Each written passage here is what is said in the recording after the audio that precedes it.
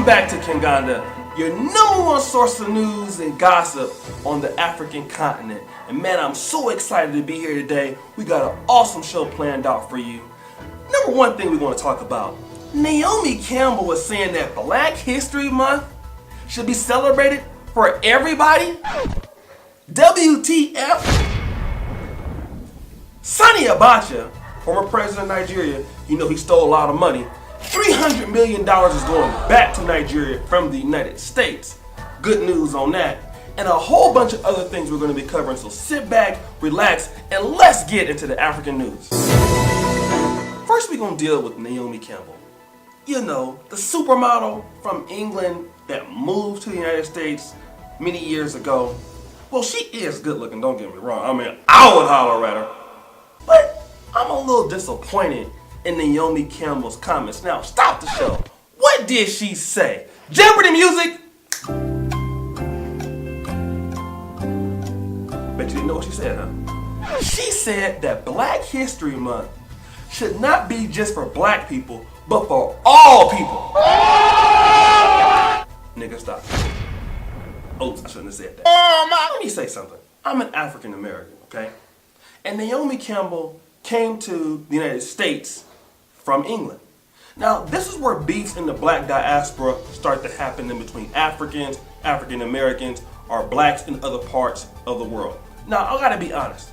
Naomi Campbell was able to come to the United States, experience civil rights, because Black History Month, which is celebrated for the achievements of African Americans in the U.S., allowed her and every other black person that's in the USA to get whatever they are getting right now, okay?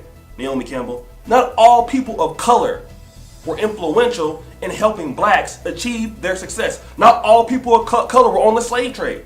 Were all people of color experiencing Jim Crow? Were all people of color experiencing not being able to vote? No. Blacks were getting that work, all right? And this is what we gotta make sure that certain situations, we gotta really be sensitive. Like right now, I'm in Uganda, okay? I'm never gonna go out and tell Ugandans they shouldn't celebrate a certain situation because it should be for all people in Africa or all people on the continent. What would they tell me? They would slap the hell out of me. And they should. Why? Because what Ugandans have been through, that they should celebrate that based off of their achievements, all right? And Naomi Campbell is out of line and out of pocket. Number one, you are not an African American, you are from Britain, all right? Now, if it's British Black History Month, that's fine. But you can't intrude on somebody else's space that fought for rights that allowed you to get there and then say, these people shouldn't do that. That's why the insensitive beefs happen in the black diaspora. You know, when you have the African Americans against the Ghanaians, or the Ghanaians against the Nigerians, or the Ghanaian or the Togolese against people from Senegal, it's because you're being insensitive to their history, right? And we gotta make sure that we don't do that as black people. Let's be mindful of all the things that we had to all suffer because of white supremacy or whatever, so we can come together instead of trying to make everything for everybody. I can tell you what, white people don't include you in everything. The Chinese are here in Africa. They don't include blacks in everything. You see, why we gotta be the only group that say we should celebrate things for all people of color, but other groups don't do that for us? That's just stupid, Naomi. Maybe you should stick to modeling. Oops, you probably can't do that now because you're too damn old. Next clip. So I just got through roasting Naomi Campbell in London. Now we're gonna go all the way to Nigeria. And unfortunately, we gotta bring up this guy who's one of the worst African dictators of all time, Sani Abacha. Mister, if you talk about me, I will whoop your ass. Oh man. Now, he was in power from 1993 till 1998. And oh, by the way, President Buhari, yeah, he took the country in 83, and he's back now. So, you know, if Sani Abacha was still living, who knows if he would still be leading right now. But anyways, Sani Abacha stole a lot of money from the good people of Nigeria. Want to know how much? It's so much we can't calculate. But we can at least pinpoint that $300 million was stolen.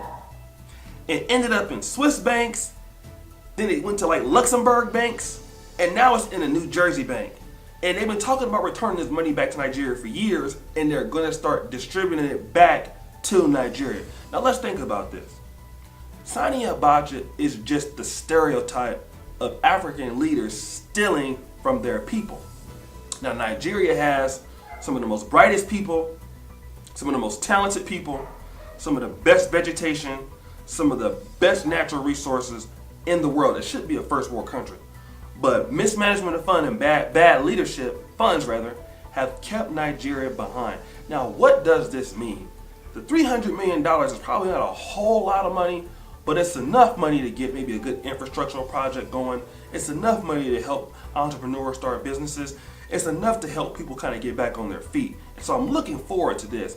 And it just goes to show that the corruption in Africa has to stop. And Sani Abacha is just a stereotype of what really happened. So kudos to the Nigerian government. Don't trick that money off now. Stop the show.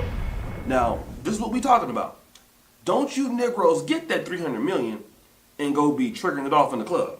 Buying white bottles of Hennessy, buying Jack Daniels, getting strippers. Because we know y'all be tricking, buying weed and all that. Put that money to good use and help the folks in Nigeria do something. Don't be tricking it off. Don't you take the money and go buy a house out in London, buying Benzes and Rolls Royces, you know what I'm saying? Doing all that stuff either. Now don't go ahead and re-corrupt the money that's coming back to you. Next video. So we in Nigeria. Now we're gonna go all the way to Luanda, Angola. Stop the show. Why are we going to Angola? Well, we're not talking about nothing in Angola, but it's interesting because two of Africa's most known dictators had a meeting in Luanda. Who is that?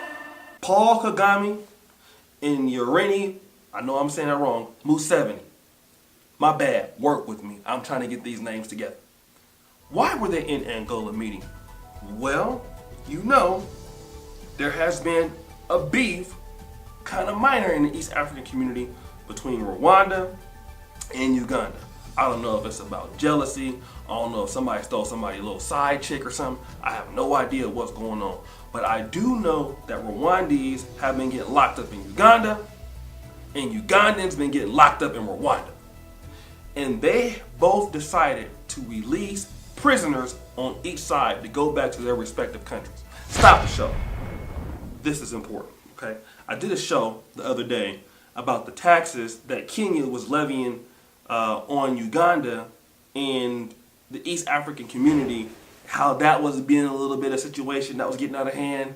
And then now we're talking about Rwanda and Uganda, who have kind of been at a head the last 1 to 2 years, border patrol, stuff like that. This is a step in the right direction between two of East Africa's most important countries.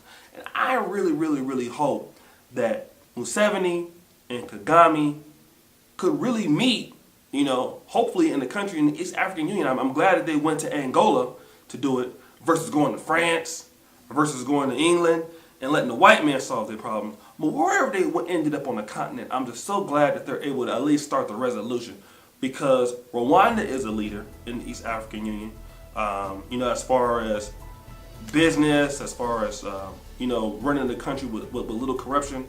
Uganda, obviously, it goes up and down, but I think this is a great thing. The East African community, to me, is the best one in Africa. You got Tanzania, which is doing well, Kenya doing well, Rwanda doing well, Uganda's on the come up. So we need all the brothers and sisters in these 4 countries to really come together and work this out. Also, shout out to Burundi. I know Burundi's kind of at the bottom, but we want to bring Burundi up. And let's get these brothers and sisters to start working together.